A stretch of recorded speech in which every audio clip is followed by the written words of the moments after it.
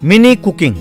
एक गांव में प्रेमचंद नाम का एक कपड़ों का व्यापारी था। वो बहुत कंजूस था। वो अपने कर्मचारियों का न केवल वेतन मारता था बल्कि उन्हें खाना भी नहीं देता था। नतीजा ये हुआ कि हर महीने कोई ना कोई काम छोड़कर चला जाता था। प्रेमचंद हर रोज उस गांव के पंडित जी को फोन लगाता था। एक दिन, हेलो पंडित जी, क्या आज गांव में किसी के घर शादी है? आज कोई शुभ कार्य नहीं है, बंसीलाल का ही भोग है। धन्यवाद पंडित जी। वैसे हर रोज फोन करके गांव में हो रहे शादियों और कार्यों के बारे में पूछते रहते हो, क्यों बेटा? कुछ नहीं पंडित जी, मुझे मेरे गांव वाले बहुत प्यारे हैं। उनके घर पर हो रहे शुभ कार्यों के बारे में जानकर खुश होता हूँ और अशुभ कार्यों के बारे में जानकर दुखी होकर रोता हूँ, बस। ये बहुत अच्छा है बेटा। प्रेमचंद ने तुरंत अपनी पत्नी को फोन किया और, सुनो, आज खाना बनाने की जरूरत नहीं है। आज अपना भोजन बंसीलाल के घर पर ही सेट किया है मैंने। तुम बेटे को लेकर दुकान पर आ जाना, तीनों मिलकर जाएंगे। पार्वती ने अपना सिर पकड़ लिया। यूं वे तीनों बंसीलाल के घर गए।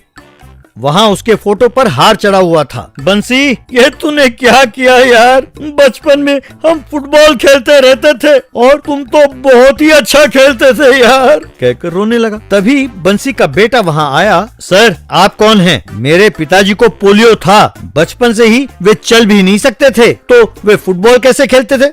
प्रेमचंद ने जीभ काटकर, अरे वही, मैं पैरों से किक मारता था और वो बैसाखी से मारता था। वैसे भोजन का प्रबंध कहाँ किया है बेटा? तुम्हारे पिताजी को खाने का बहुत शौक था। वो कुछ समझ नहीं पाया और भोजन हो रहे जगह की ओर इशारा किया। यूं तीनों भोजन कर रहे थे। ये तो गलत है जी, अपने पास इतना पैसा है फिर भी भोग का खाना खिलाते हो, और वो भी अनजान व्यक्ति के घर पर। चुप रहो। पैसे कमाने वाला ही नहीं, पैसे को कैसे बचाएं ये जानने वाला ही मनुष्य है। दोनों पेट भरकर खाओ, रात को खाना नहीं है। पार्वती और बेटे एक दूसरे को देखने लगे। घर पर बिजली बचाने के इरादे से टीवी भी नहीं खरीदा, फैन भी नहीं लगवाया, बस हाथ वाले पंखे से ही काम चलाते थे। अजी, खाना बनाना है, सामान और सब्जी दीजिए। प्रेमचंद अलमारी खोलकर एक छोटे से ग्लास में आटा, 2 आलू, 1 प्याज और आधा चम्मच तेल देकर, आज इसी से खाना बनाना, वैसे ही हर चीज महंगा हो गया है, कहकर अलमारी को ताला लगाया। पार्वती को समझ में नहीं आया कि वो क्या करे। राहुल को बचे हुए कपड़ों के टुकड़ों से पैच वाले शर्ट सिलवा कर देता था। इससे राहुल को अपने दोस्तों के बीच अपमानित होना पड़ता था। घर में कोई रिश्तेदार आता तो उसे चावल डालकर एक बड़ा स्पून रखता था। वे उस स्पून से कैसे खाएं ये समझ नहीं पाते थे और खाना वहीं छोड़कर चले जाते थे। उस प्लेट को पार्वती को पकड़ाते हुए, इसे बचाकर रखो, शाम को खाएंगे। कुछ दिनों बाद कपड़े की दुकान में कर्मचारी ने काम छोड़ दिया। तो प्रेमचंद, ऐसा नहीं चलेगा, यूं कर्मचारी छोड़ते रहे तो बिजनेस मार खाएगा। यूं सोचकर अखबार में विज्ञापन दिया।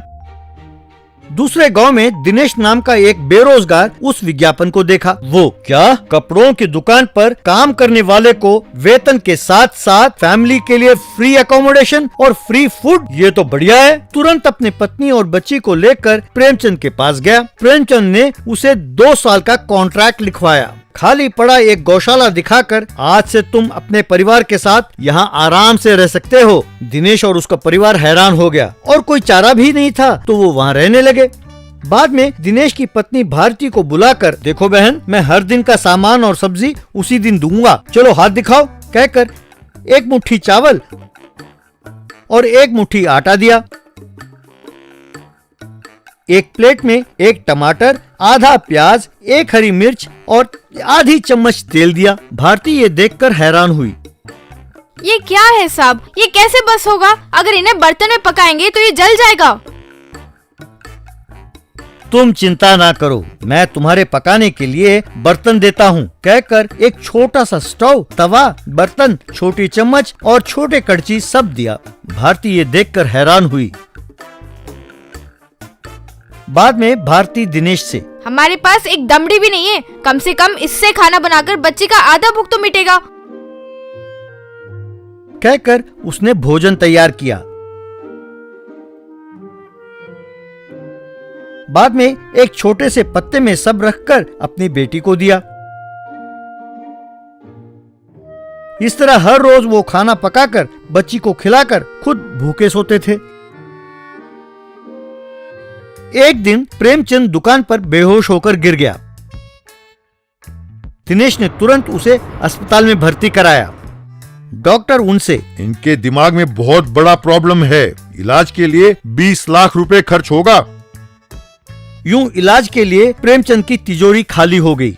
1 महीने बाद घर लौटे प्रेमचंद अपनी पत्नी से, इस 1 महीने में मुझे जिंदगी की सीख मिली है, इस संसार में कुछ भी शाश्वत नहीं है। जब जीवन ही शाश्वत नहीं है तो हम पैसों से क्या करेंगे? इसीलिए आज से मैं मेहनत करके पैसे कमाऊंगा। यूं उस दिन से प्रेमचंद मन लगाकर काम करता, अपने परिवार की अच्छी तरह देखभाल करने लगा। दिनेश और उसके परिवार को भी वो अपने ही परिवार की तरह देखभाल करने लगा। सब खुशी खुशी रहने लगे। दूध पेड़ा। बहुत पहले रामपुर नाम के गांव में बलराम नाम का एक बूढ़ा रहता था। वो दूध पेड़ा बेचकर गुजारा करता था। वो बस स्टैंड पर जाकर, दूध पेड़ा ले लो, दूध पेड़ा, ताजा ताजा दूध पेड़ा, बढ़िया बढ़िया दूध पेड़ा ले लो भाई।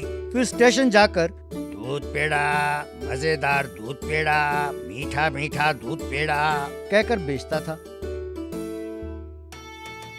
एक दिन एक व्यक्ति को सूटकेस के साथ आते हुए देख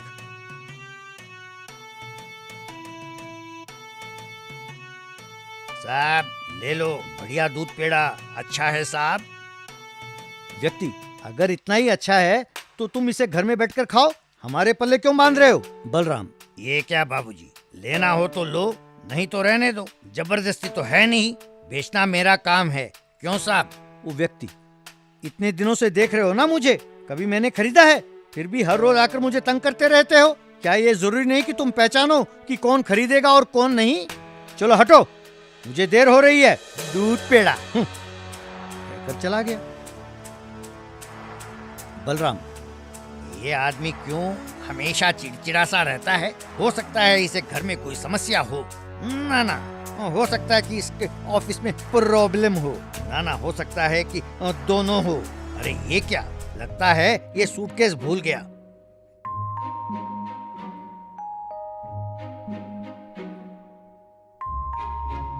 कहकर सूटकेस उठाया, फिर उसे ढूंढने लगा। रास्ते में कुछ लोगों से उसने जाकर उसका पता पूछा, पर सबने नहीं जानते कहकर हाथ हिलाया।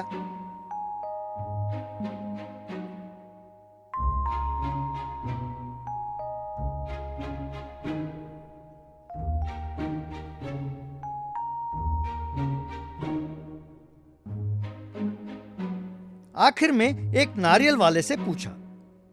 नारियल वाला, आपके कहने से लगता है कि वो निरंजन बाबू हैं। वो देखो, वही उनका घर है। यूं बलराम एक बिल्डिंग के पास आया। वहां गेट के पास 2 कांस्टेबल थे। अंदर कुछ लोग कोई मीटिंग में थे। उनमें निरंजन भी था।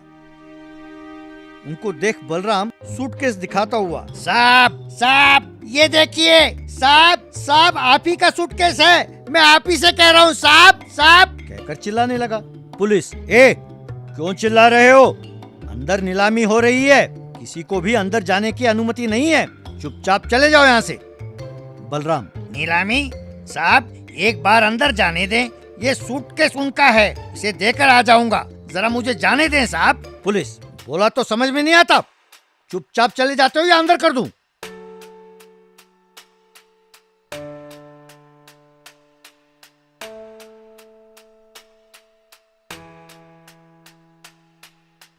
तब बलराम ने सूटकेस खोलकर देखा तो उसमें बहुत से पैसे थे। तब बलराम, अच्छा तो ये पैसे नीलामी के लिए ले जा रहे थे, अब उसे उन तक पहुंचाऊं कैसे?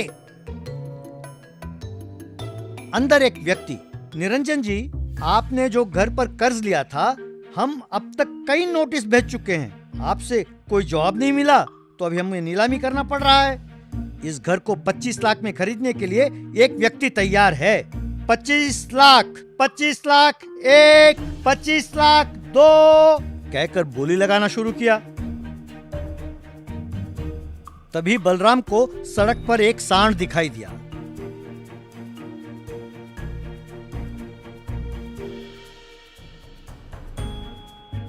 उसे देखकर उसे एक तरकीब सूझा। तुरंत सांड पर बैठकर ए, अपना कमाल दिखाओ बसवा कहकर चिल्लाया। बस वो जोर से आवाज करते हुए गेट की ओर भागने लगा। उसे देख पुलिस ठहरो ठहरो कहकर चिल्ला रहे थे। फिर भी जब वो ना रुका तो वो हटकर खड़े हो गए। बलराम सांड के साथ गेट के अंदर चला गया। बोली लगाने वाला व्यक्ति सांड को आता देख बोली लगाना रोक दिया। निरंजन ने बलराम के हाथ में सूटकेस देखा। बलराम ने सांड पर बैठे बैठे सूटकेस को निरंजन की ओर फेंक दिया। सूटकेस को हाथ में लेकर निरंजन ने जोर से मेरी बोली है 26 लाख, मेरी बोली है 26 लाख कहकर चिल्लाया। बस 26 लाख में कोई खरीदने वाला ना होने के कारण सब एक दूसरे को देखने लगे। बोली लगाने वाला निरंजन जी 26 लाख में इसे खरीदने के लिए कोई आगे नहीं आया, इसीलिए अब ये घर आपका है, ये लें इसकी चाबी। निरंजन ने जो घर पर कर्जा लिया था उसे चुका दिया। निरंजन बलराम से समय पर आकर तुमने भगवान की तरह रक्षा की, वरना बीवी बच्चों के साथ मैं सड़क पर आ जाता। ये हमारी पुश्तैनी घर है, इसी में मैं पैदा हुआ, पला और बड़ा हुआ। ये हाथ से जाता तो जिंदगी भर पछताता। मैं तुम्हारा ये एहसान कभी नहीं भूलूंगा।